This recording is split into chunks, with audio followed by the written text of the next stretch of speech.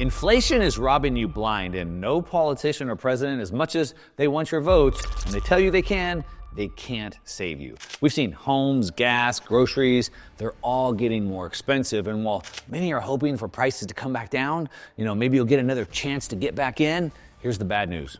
It's not going to happen. And it's not because of, who's in the White House or going in the White House. It's because of how the entire system is set up and how it works and how we even have the projections to see where all this goes. But here's the good news. There's a simple move that most people miss because your financial advisor is basically holding back. And this simple move could change everything. It could make everything cheaper for you, even as prices keep climbing. So in this video, I'm gonna break down why prices, they're not gonna drop.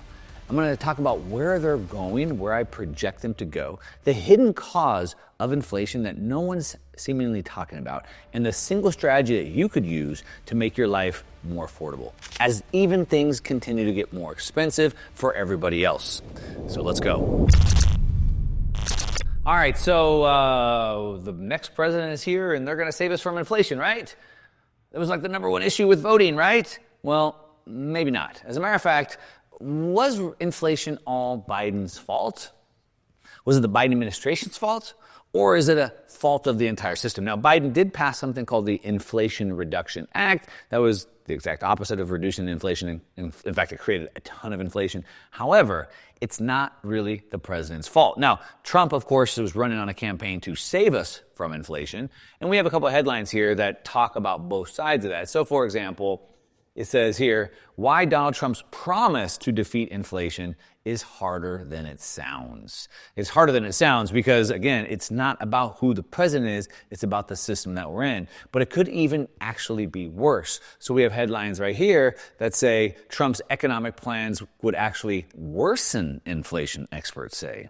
And so the problem is, first of all, is understanding the word inflation and then the mechanics of that. But don't worry, I'm going to show you how, regardless of what the president does, there's a way we could save ourselves. All right, I can't save the system, not right now, but we can save ourselves pretty quickly. So let's take a look at exactly what's going on so you can understand the situation. So one of the famous economists, I think it was Rothbard, said it's the economy, stupid. And I'm saying, well, it's the money, stupid. And so, a matter of fact, there's a couple things that we have to understand. First of all, they changed the definition of the word inflation in about the 50s. Ludwig von Mises gave a big talk, and he said they're changing the definition of the word so that they can confuse you and you don't understand things properly. So, if you think about inflating a tire or inflating a balloon, you would think about increasing the volume of air in that tire or balloon. And so, when we talk about inflation, we're talking about inflating or increasing the volume of money in the economy, not the prices. But we'll get back to that. So let's look at a couple indicators, a couple metrics that we need to understand. So number one, we have the Fed balance sheet. All right, so this is the Federal Reserve, their balance sheet, what they have, and then the amount of money in the United States with the USM2. And I'll put both of them on the screen here. We have from about 2002, 2003, and you can see the Fed balance sheet sort of like on this trajectory, and then it kind of goes up and up and up. All right, the blue line is USM2. All right. Now, what we can see is that both of them are going up rapidly. Right here, there was a big abrupt turn in 2008 where the Fed balance sheet really exploded. And we can see again in 2020, it went up even faster. Of course, USM2 went up as well. And so we can see those numbers going up, but it's not just the U.S. you need to be looking at. Now, of course, the dollar is the reserve currency of the world, and it sort of sets the policies for the rest of the world. But we want to look at it from a global level as well. And so here is global M2, and what we can see is sort of the same thing. Here around 2008, we can see it went up, and here in 2020, we can see a massive increase in the global money supply. Now, it's important to understand these two numbers. If we take a look at it actually, just since 2020, we saw global M2 from 2020 till now, about a 4-year period, went up by 31.5%. 31.5% increase in the money supply. If we look at the Fed balance sheet, it went up by 67% in the same period over the last 4 years. And the US M2 money went up 40%. So global M2 and USM2 both are up about 36 to 40%, about 40%, let's call it that. Whereas the Fed balance sheet went up by almost 70%. So there's a little bit of a range, but you're starting to get the picture of how that works. Now that you understand that, the reason why we want to look at both the US and global is, as I said, the US sort of sets the policy for the rest of the world, but we also want to understand something called the imperial circle. Now, part of the imperial circle with the money moving around is we want to think about global assets as well. Sure, it moves to different countries, but one of the most global assets there are is technology, specifically around commodities like Bitcoin and AI and things like that. It's actually part of the 50-year cycle I talk about all the time, which is I call the quantum wave cycle.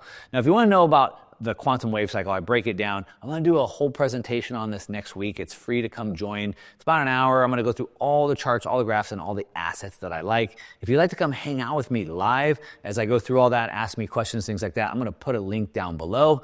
But otherwise, let's go ahead and just keep going with what the symptoms and the cause of this are. Back to the change of definition of the word inflation. So when the money supply goes up, the symptoms of that are the effects of that are then prices of everything else starts to go up. So let's take a look at a couple things. So let's look at median homes. So a lot of people are thinking that homes are going to crash. I've been pretty vocal about this. I did this big seminar about a week ago, and a lot of people were saying, I want to wait to buy a home until prices come back down.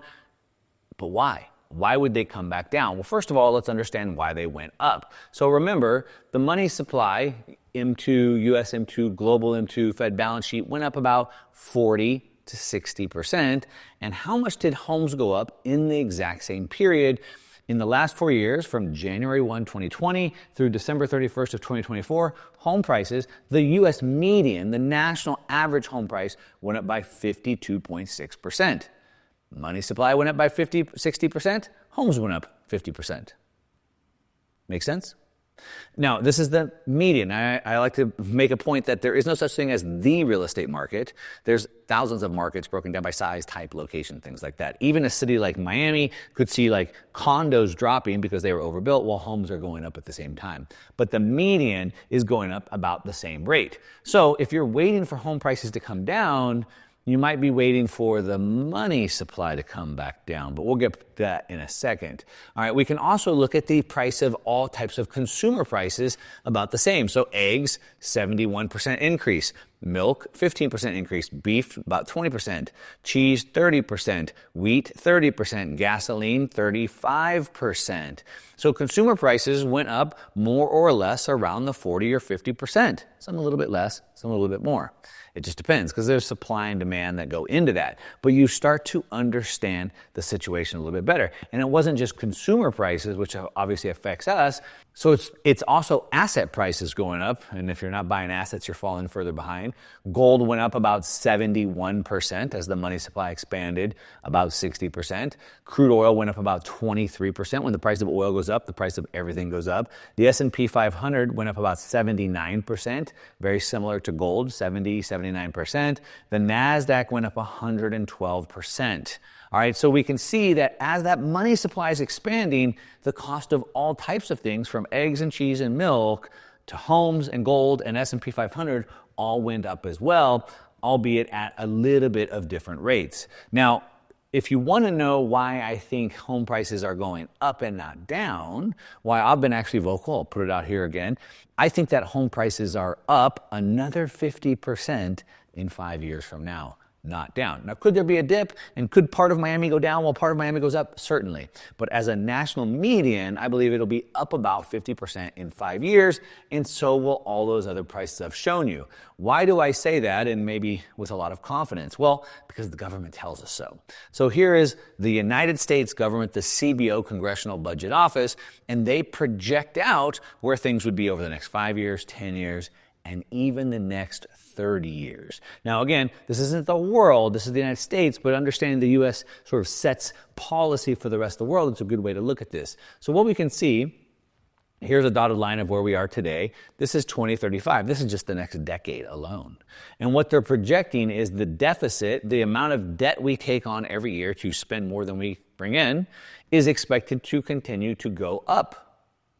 The amount of debt that we add because of the deficit spending, this dotted line is where we're at, is projected to go up. And as a matter of fact, it's projected to go up at a faster rate than what it has been going up. So if we're up about 50% in the last 4 years, we're probably up another 50% in the next 4 to 5 years. And if we're up another 50%, as the government projects, that pushes the prices of things back up. That's why I think that happens. Now, we can get deeper into the CBO charts, but we'll save that for another video. They give us all types of numbers, including they just revised some numbers with population going down, which means less workers. That means GDP goes down, and that means we need more debt. We can get into that. If you want a whole video on that, drop that down below. But here's the problem with this, okay? So the escape plan. So we can see that the money supply is going to continue to expand. We know that the cost of milk and cheese and eggs, homes, everything's going to continue to go up. So you don't have another chance to get in. It's only going to continue to pass you by. So what do? Well, the escape plan is that your financial advisor and Wall Street are saying, just take part of your paycheck every week and put it into your index fund or your 401k or your mutual fund. But here's the problem with that. So if we put things into index funds, we can see that, well, let's just recap this here real quick. So we can see that the Federal Reserve balance sheet is going up by about 16.7% per year over the last 4 years. So it's averaging a 16% growth rate.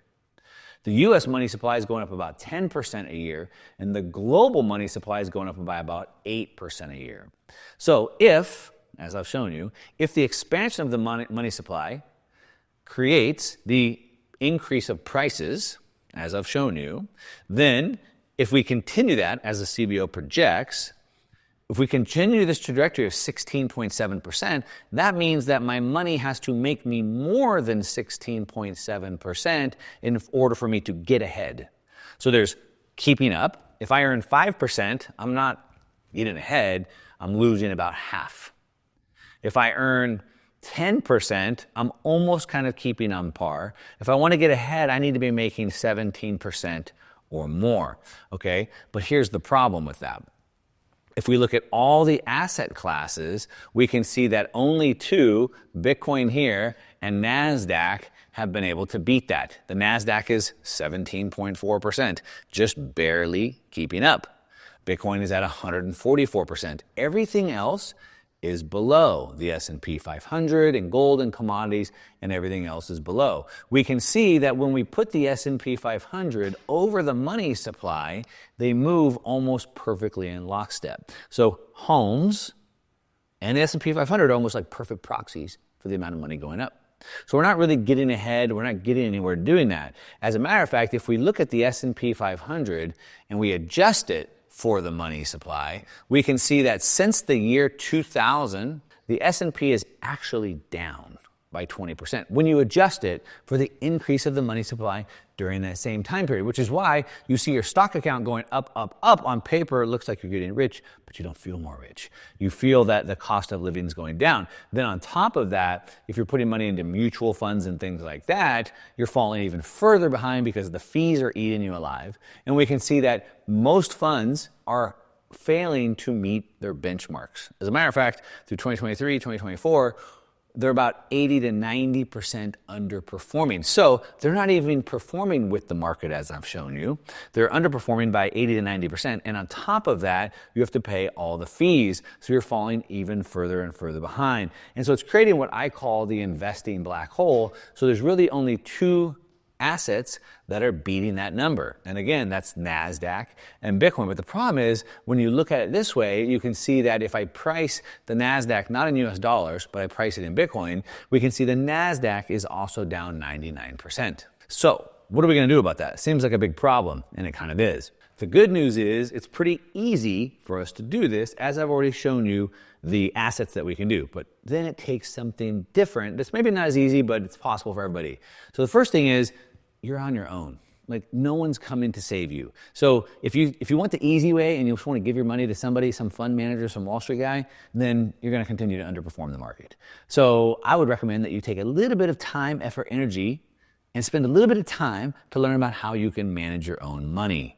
Okay, number one. Number two, again, the black hole. Now, the black hole is basically only NASDAQ and Bitcoin are beating it because the reason why is because of this 50-year cycle that's been repeating. I talk about this all the time. It's the 6th time we've seen this cycle repeat. And basically, the only place to make money is during this cycle is in the specific cycle.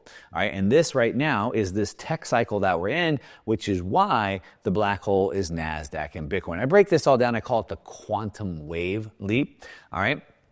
And then what we want to do is we want to change our mindset. All right. So while the world is getting more expensive for everybody else, the world could actually get cheaper for us if we shift our mind and have a different unit of account. So for example, here's a chart I used at a talk I gave recently over in Abu Dhabi.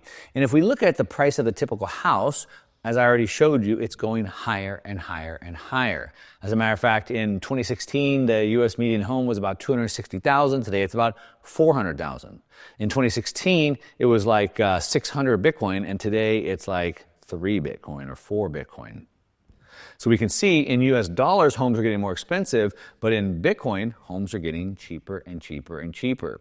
If we look at other assets or goods like this, we can see that agriculture, eggs, cheese, beef, soybeans, wheat, lumber, and milk over a 5-year period have all fallen over 90% when they're priced in Bitcoin. So when I price everything in US dollars, homes and gold and oil and cheese, milk, all that is getting more expensive. But if I change the unit of account, homes, gold, NASDAQ, and all these goods are getting cheaper and cheaper and cheaper. So all I have to do is change my mindset and change the unit of account, the way I measure things. If you want the whole talk on this, I just put up on my website, the whole talk from Abu Dhabi is on there. But if you want to know more about this quantum wave leap and the different assets that we can buy within that, I'm going to do a whole presentation on that next week. You can come hang out with me. It's all for free. I'm going to show you all the different charts, all the different assets that I like in this cycle if you really want to change your unit of account, the quantum wave leap. I'll put a link down below. Like I said, it's free. Come hang out.